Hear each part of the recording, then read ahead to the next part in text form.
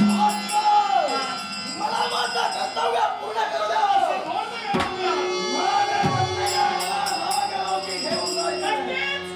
इच्छा तुमची रास्त आहे, विचार तुमचे स्तोत्र आहे. नक्की जिला तुम्ही नागराव काकांकडे घेऊन जा.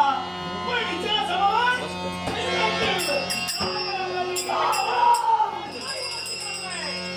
कारण कोणतं असेल त्याप्रमाणे तुमचा अधिकार करून बसतोय, त्याप्रमाणे माझा अधिकार विचार बसतोय. माझ्या पुरुषार्थापासून विचार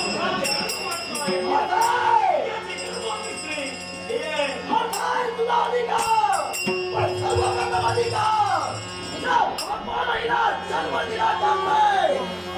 तिच्या बाबतीत कोणता निर्णय घ्यावा सर्वस्वी आपले भविष्य लक्षात ठेव.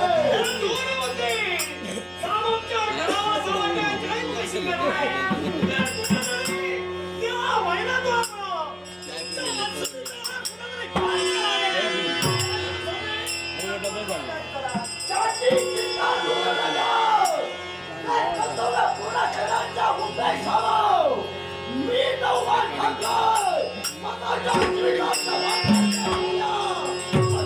म्हणण्यानुसार मला पाहून दुर्बुद्धी करीत गेला.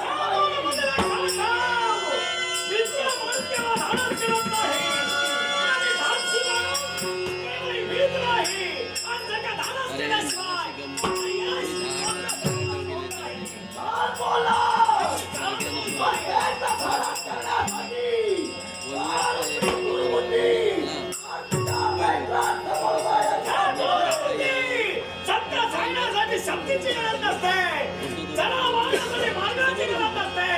आणि जर का चिंता असेल तर या समाधान करण्यासाठी कोणत्याही मंत्राची गरज नसते. एवढं मला लक्षात ठेव. आणि मी सांगितलं स्वतःच्या मंत्राची घेऊन तुझ्या समोर घातलेला दुर्बुद्धी वाटण्याने स्त्रिया माझ्या करलेला माझ्या लोकात घेऊन जाणार.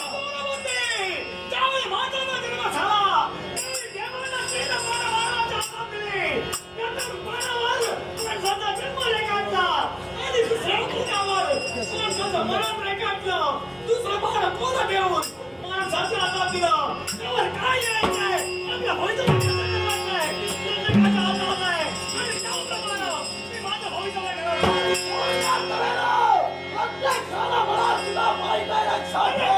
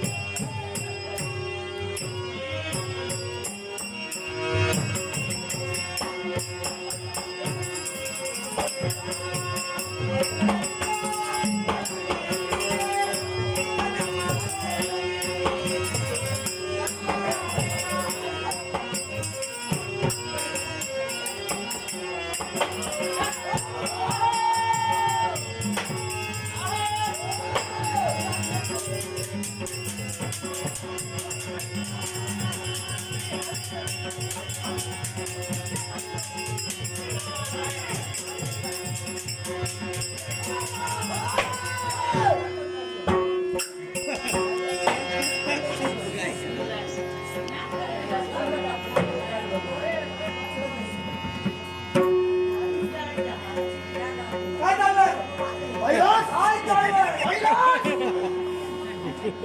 बशी महाराज, मी योग्य वेळेत येतो आणि मी आल्याशिवाय काही काही गोष्टी थांबत नाहीत तो म्हणते. तू आलास म्हणून मला एक थांबवावं लागलं. पण काय म्हणावं प्रकाश? आश्चर्य मला वाटतंय. कोणत्या गोष्टीचं? ओढांच्या भांडणात तू तिसरा मध्यंतरी आलाय. अरे भांडण कुणी कुणाशी करू शकतो, पण ते भांडण थांबवण्यासाठी तिसराच लागतो. महाराज, आपल्या नेत्रासमोर उभा लागलाय, त्याच्यावर तू शस्त्रप्रहार करतोय. प्रतिष्ठान पुराचा राज करता राजा शूरसेन म्हणतात. आणि माझ्या राज्याचा एकमेव माणूस कसाही असे ना, अंधा शिलेदार. हा तुझा पुत्र आहे. वैरात तुला माझ्या तुझ्या पुत्राशी नव्हतं. माझ्या पुत्राशी नाही तुझा वैरात आला होता. तर त्याचा मृत्यू होण्याचा प्रसंग होता. त्याचा कर्तव्य आला आता माझ्या भूषणाला. कोणाचं कर्तव्य?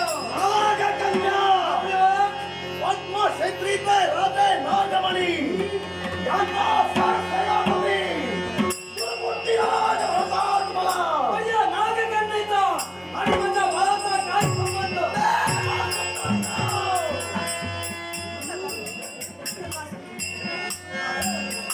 अरे सत्य हे नागदेवते, दोन तरुण मला एकत्र आली. प्रेमी उपदत भावना आहे, अति साहजिक निर्माण होणार. मग ती कुणाच्या मनात तेव्हा कधी कशी येईल हे कोणी सांगू शकत नाही. प्रेम करणं हा गुन्हा नाही. हे सगळीच प्रेमात आकार होतात अशातला काही प्रकार नाही. तेव्हा केव्हा कुणाचं प्रेम फसवं असतं, तेव्हा केव्हा कुणाचं कळत नाही. फक्त ते एकदा निदर्शनास येतं. हा पुढचा प्रश्न राहिला. हो, पण प्रेम करणं आता मात्र संशय येऊ लागला. कोणता? यांचं प्रेम आहे असं तुम्हीच म्हणता. प्रेमाला विरोध आई बापाचा असतो. तुम्ही यांचे आई बाप नाही, तरी देखील यांच्या प्रेमाला विरोध. तुमचा काही स्वार्थ नाही. आज करता हुशार दिसतोय. माझा उद्देश याच्या मी कधीच आम्ही मानव आणि सवलतो ही आमची गरज आहे. पण हल्ली आम्ही जनावरही ओळखायला शिकलोय. राधे काय काय सांगतोय मग? मग त्यांच्या प्रेमाला विरोध का? प्रेम केलं वाईट वाटलंच नाही. वाईट कुठल्या गोष्टीला वाटतंय? दोघांनी प्रेम केलं, पण प्रेमाची मर्यादा दोघांनी ओलांडली. प्रेमाच्या पुढची पायरी घातली. आज तुझ्या पुत्राच्या पुरुषार्थापासून माझ्या कन्याला गर्भ घालले. माझ्या हे मुलीला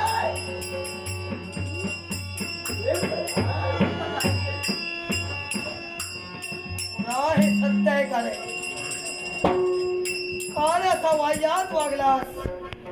काय कमी केलं होतं तुझ्या बापानं तुला? हे तुझ्या बापाचे संस्कार नव्हे, सारं पायदळी तुडविलास.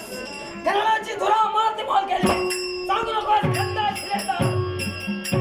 कसला शिलेदार?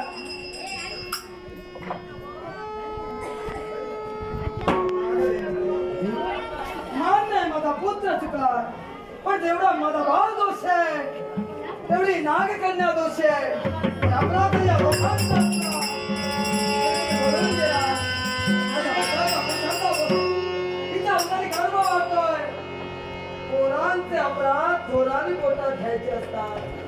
हा अक्षम्य अपराध असला तरी विचार करावा लागतो एका निरागर जीवाचा, तिच्या उदरात मारणारा जीवाचा.